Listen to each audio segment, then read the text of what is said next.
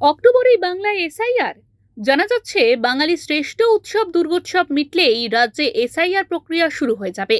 আর এই বিষয় মাথায় রেখে বঙ্গ সফরে আসছেন deputy election commissioner Gyanesh Bharati. সূত্রের খবর, আগামী 17 সেপ্টেম্বর বাংলায় আসার সম্ভাবনা তার। রাজ্যে এসআইআর এর পরিস্থিতি খতিয়ে দেখতে তার এই বঙ্গ সফর। সূত্রের খবর, বাংলার বিভিন্ন জেলা পরিদর্শন করতে পারেন জ্ঞানেশ ভারতী।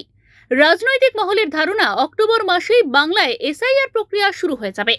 এদিকে এসআইআর নিয়ে আতঙ্কিত সাধারণ মানুষ। নাগরিকত্বের প্রমাণ নিয়ে ধন্দ কাটছে না। Aadhaar card, voter card, PAN card, কোনটা সঠিক পরিচয়পত্র? এই প্রশ্ন উকি দিচ্ছে আম জনতার মনে। প্রসঙ্গত, এসআইআর এ নাগরিকত্বের পরিচয়পত্র হিসাবে স্বাস্থ্যসাথী কার্ডকেও গণ্য করার দাবি জানিয়েছিল রাজ্য। এই বিষয়ে নির্বাচন কমিশনকে চিঠি দিয়েছেন মুখ্য সচিব মনোজ পান্ত। ইতিমধ্যেই নির্বাচন কমিশনের কাছে এই চিঠি পৌঁছেছে বলে জানা গিয়েছে, যদিও সেই আবেদন খারিজ করে দিয়েছে কমিশন।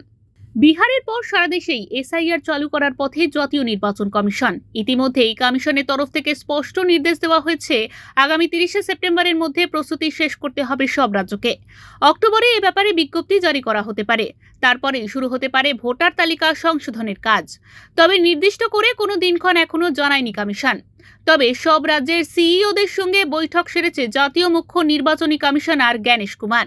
5 রাজ্য পশ্চিমবঙ্গ, তামিলনাড়ু, আসাম, কেরল ও পন্ডিচেরিতে আগামী বছরেই ভোট। ফলে এই রাজ্যগুলিতে এসআইআর আগে চালু হওয়ার সম্ভাবনা প্রবল। যদিও এসআইআর ইস্যুতে তেতে উঠেছে বঙ্গ রাজনীতি। রাজ্যের শাসক দল সরাসরি একেবারে প্রকাশ্যে কোনো রাগ ঢাক না রেখে জানিয়েছে, বঙ্গে এসআইআর হবে না। এদিকে কমিশন অনড়। 26 বিধানসভা নির্বাচন নিয়ে রাজনৈতিক উত্তাপ চড়ছে। তার উপর এসআইআর নিয়ে চিন্তায় সাধারণ মানুষ। তার মধ্যেই রাজ্যে ডিটেনশন ক্যাম্প তৈরির নির্দেশ। সব মিলিয়ে সরগরম বঙ্গ রাজনীতি। ব্যুরো রিপোর্ট, ওঙ্কার বাংলা।